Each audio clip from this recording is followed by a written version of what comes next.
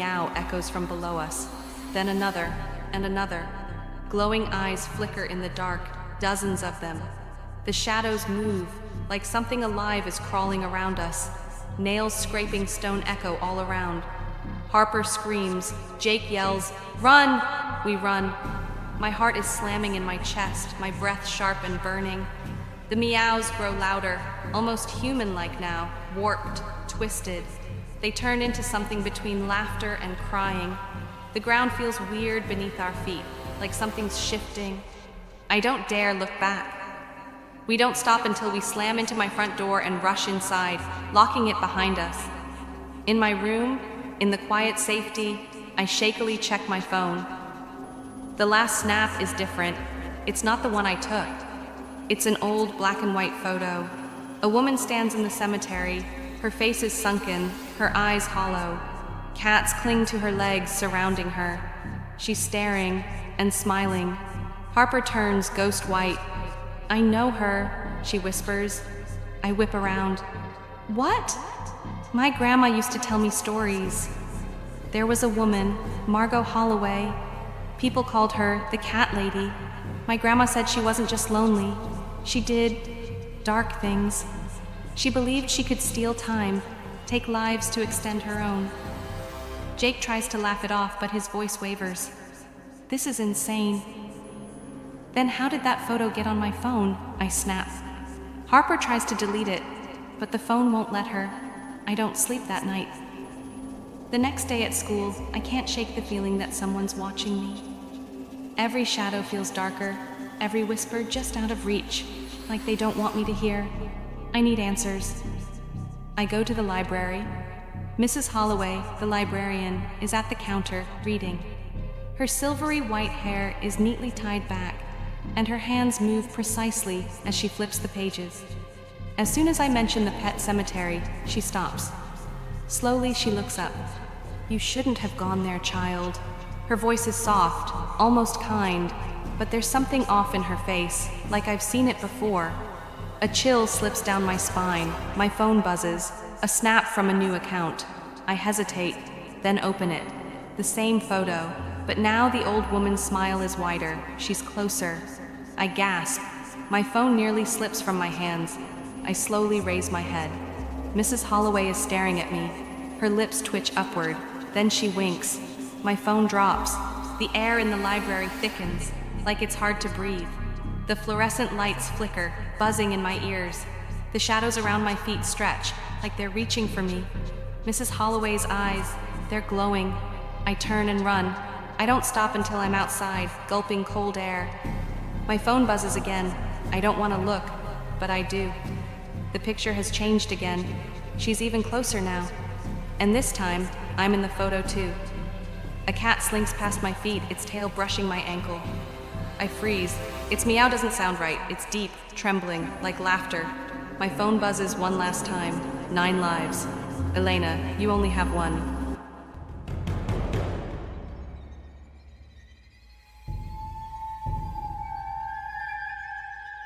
I was 22 at the time, living in a tiny one-bedroom house in the cheapest part of my city. It was a Friday night. After finishing work, I went online to play games with my friends. There was no school or work the next day, so it was the perfect night to stay up late. Outside, it was raining heavily. We played for about 2 hours when suddenly a loud thump made me pause. It sounded like it came from above. My first thought was maybe the roof was leaking because of the rain. I went upstairs to check. There was only a bedroom and a small bathroom up there, but neither showed any signs of leaking. I came back downstairs and went online again. After a little while, all my friends logged off around 2 a.m., so I logged out too. I turned everything off, sat on the couch with some snacks, and started watching YouTube on my phone. Only about 10 minutes had passed when I heard another thump. This time it was more muffled, like someone had hit near or on the roof. I went upstairs again, checked everything even more carefully, but found nothing. This sound didn't feel like it came from the weather or electricity. It felt like a physical vibration in the wall, like something or someone had actually hit the house. After about 10 minutes of searching, curiosity got the better of me. I put on my shoes and went outside in the rain to see if I could spot anything. At first, nothing seemed odd, but then I noticed a tree branch very close to the side of my house. It was big and sturdy, but still a few feet away from the wall and barely moving despite the rain. It didn't seem like it could be hitting the house. Then I saw it. There was a small window partially hidden under the branch. It was way above my bedroom window, meaning it was part of the attic. I hadn't even realized the house had an attic. It was so well hidden, and the roof wasn't steep, so it never occurred to me. That hidden window was the first clue that pointed to an attic. I went back inside, now more curious than ever, and started searching for a hatch. After a bit, I found it, inside the bedroom closet. It was small and blended in with the ceiling so well that you wouldn't notice it unless you looked closely. There was only a small gap showing it could open.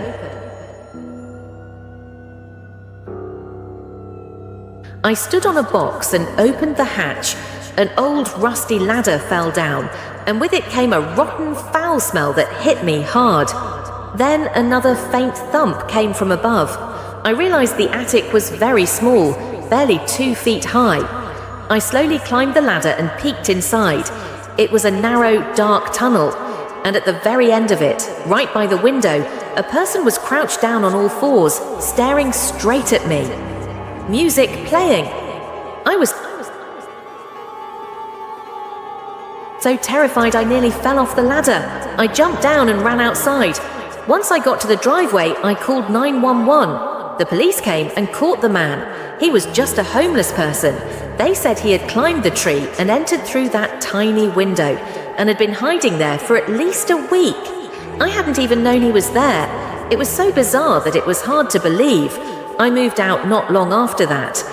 Ever since, the first thing I check in any new house is the attic. But the one thing I'll never forget is that image, that man, crouched at the end of the attic, staring at me with a strange mix of fear and rage in his eyes. When I was in my mid-20s, I worked as an overnight manager at a retail store. It wasn't a big store, and I was only called a manager because I was the only one working during the night shift. My job was to check inventory, restock shelves, and sometimes receive deliveries.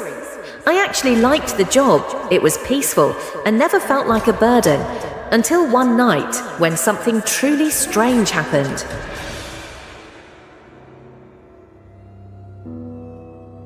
It was a weekday night, and when my shift started, a storm was rolling in.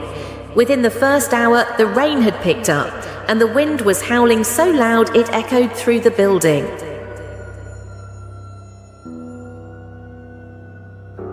I spent the first 2 hours restocking because I like to get the tough work out of the way early. While I was working in one aisle, I suddenly heard a loud bang. It came from the back of the store, near the warehouse and delivery bay. I went there and found it came from the heavy metal door, the one where truck drivers usually deliver shipments. It sounded just like someone had knocked on it hard. I thought maybe a driver had come by mistake, but no delivery was scheduled that night.